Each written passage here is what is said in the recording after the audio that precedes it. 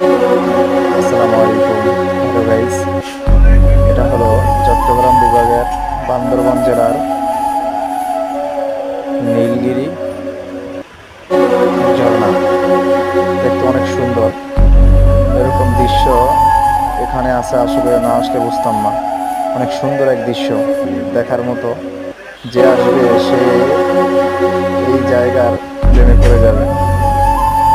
অবৈধ সম্পর্ক, মেয়েদের প্রেমে না পড়ে, নেশায় আসক্ত না হয়ে ভ্রমণে আসক্ত হন। দেখবেন আল্লাহর দেওয়া নেয়ামত কত সুন্দর প্রাকৃতিক দৃশ্য।